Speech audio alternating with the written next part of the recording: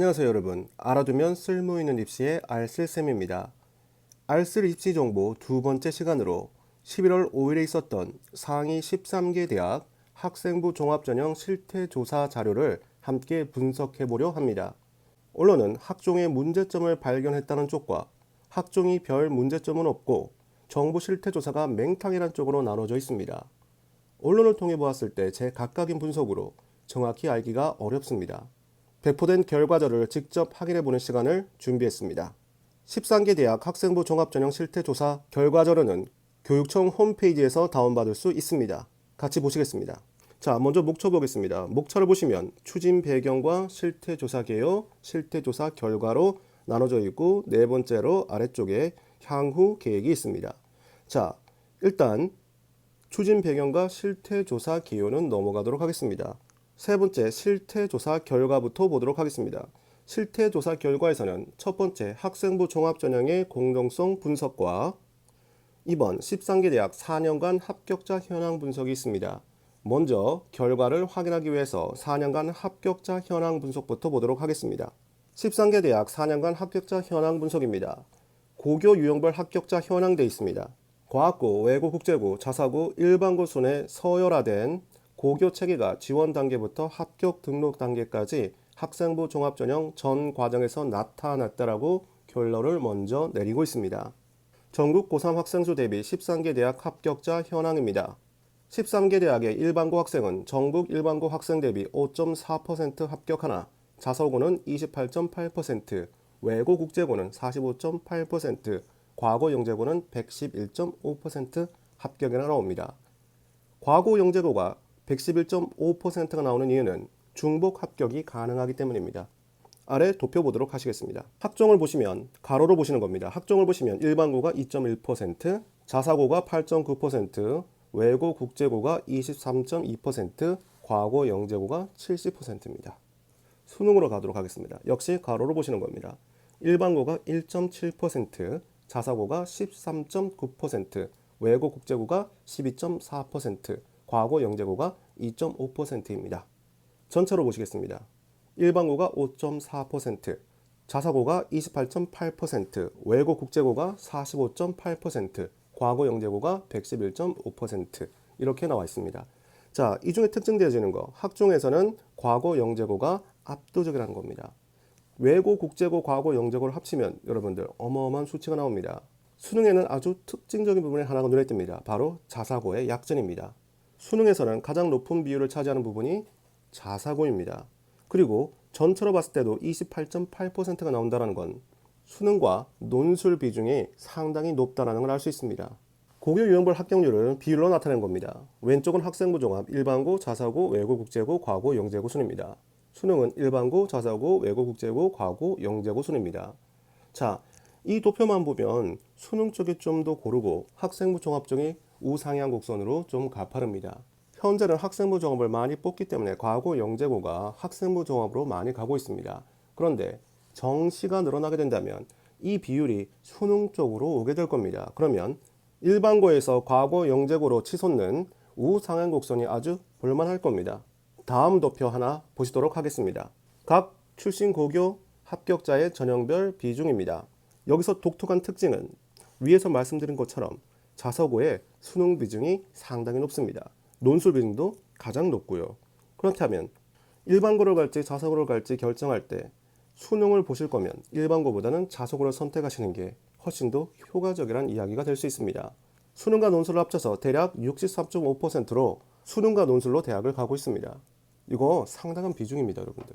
고교 유형별 평균 내신 등급 보도록 하겠습니다. 일반고, 자사고, 외고, 국제고, 과학고 순으로 되어 있고요.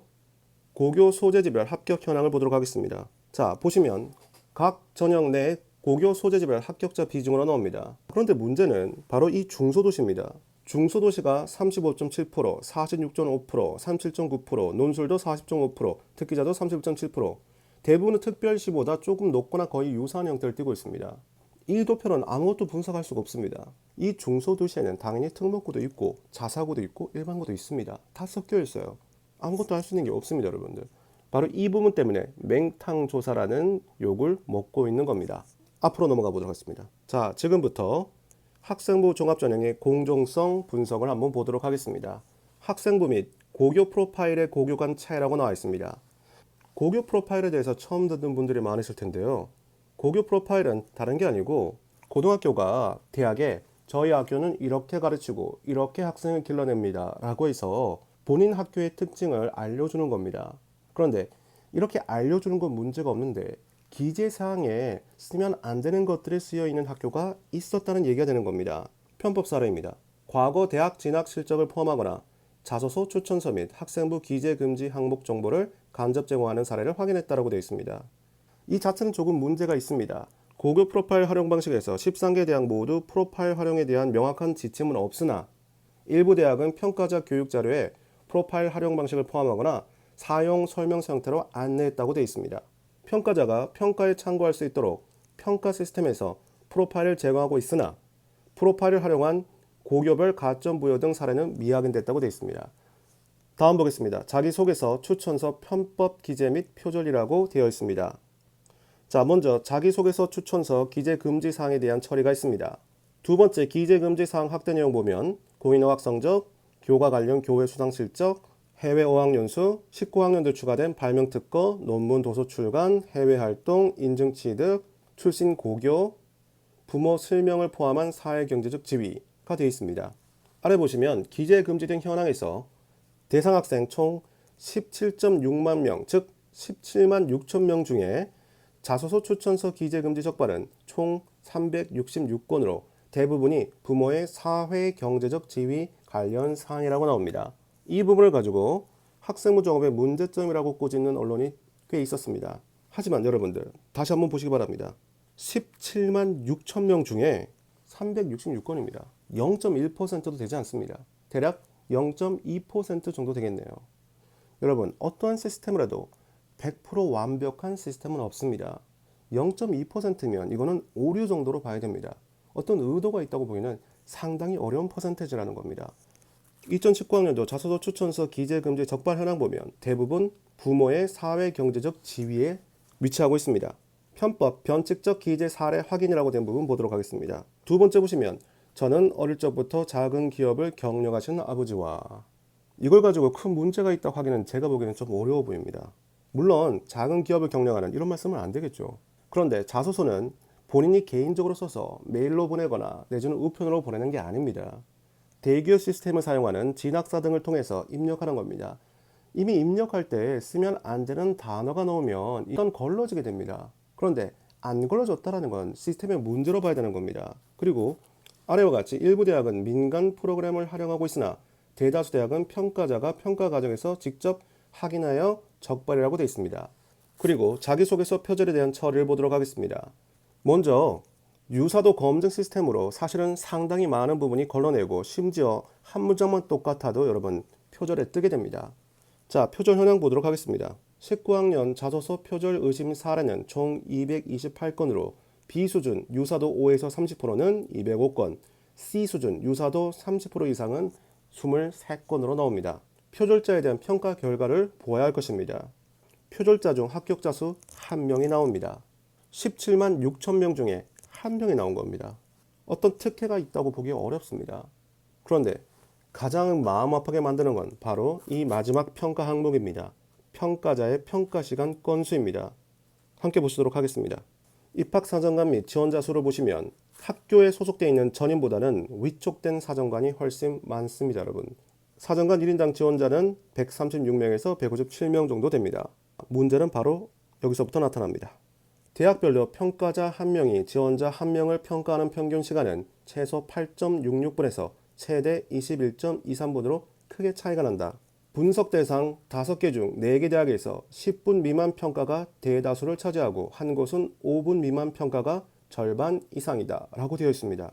2019년 서류평가 시스템 접속 시간을 보도록 하겠습니다. A, B, C, D, E대 중에 5분 안쪽으로 평가한 부분을 보도록 하겠습니다. A대가 12.4%, B대가 0.9%, C대는 56%, D대가 34%, E대가 25%. 5분에서 10분 사이는 A대가 47.4%, B대가 20.9%, C대가 20.7%, D대가 41.3%, E대가 47.2%. 대부분의 대학이 10분 이내의 모든 학생들을 평가했습니다. 10분이라는 시간은 4,500자에서 5,000자에 달하는 자소서를 다 읽어보기도 벅찬 시간입니다. 학교 생활 기록부도 보기 힘든 시간이죠. 아래쪽에 보시면 인쇄 출력물 UBS로 평가 진행하는 경우 분석 제외했다고 했는데 이런 경우는 거의 없습니다, 여러분들. 나이스에 접속해서 학교 생활 기록부를 보고 대기업에 접속해서 자기소개서를 보는 겁니다. 이것을 인쇄 출력해서 집에 가서 본다거나 USB에 담아가서 어디 카페 가서 보는 게 아닙니다. 기록이 다 남습니다. 그렇다면 이거는 순수하게 학생을 평가한 시간이라는 걸 알 수 있습니다. 물론 전문가이기에 특별한 툴을 가지고 있거나 내지는 방법을 가지고 있을 수도 있겠죠. 그걸 감안한다 할지라도 너무나 적은 시간입니다. 2인에서 4명이 평가한다 할지라도 한 분은 학생 기록부를 보고 한 분은 자소서를 보고 하는 게 아닙니다. 각자 판단을 내리고 서로 크로스 체크를 하는 겁니다.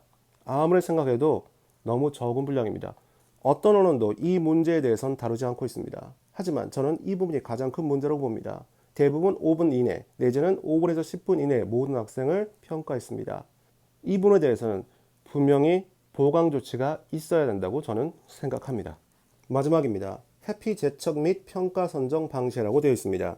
교직원 자녀 지원 합격 보시면 최근 4년간 13개 대학 교직원 자녀가 수시에 지원한 사례는 총 1,826건으로 이 중 250억 건이 합격했다고 되어 있고 합격률은 14% 정도입니다. 저도 이 부분은 큰 문제는 없다고 봅니다. 상대적으로 너무 합격률이 떨어집니다. 지금까지 13개 대학 학생부 종합전형 실태조사 결과를 직접 살펴봤습니다. 언론을 통해서 살펴보는 것보다 이렇게 직접 분석해보는 것이 더 효율적이고 직접적으로 체감할 수 있을 것이라 생각했습니다. 여러분은 어떠셨는지 궁금합니다. 저는 학생의 평가 시간에서 너무 마음이 아파서 이 부분에 대해서 반드시 어떤 소명이 있어야 된다고 생각합니다. 지금까지 이렇게 짧은 시간으로 평가받고 불합격한 학생들에게 위로 말을 전하고 싶습니다. 오늘은 여기까지 하겠습니다. 알쓸입시의 알쓸쌤이었습니다. 감사합니다.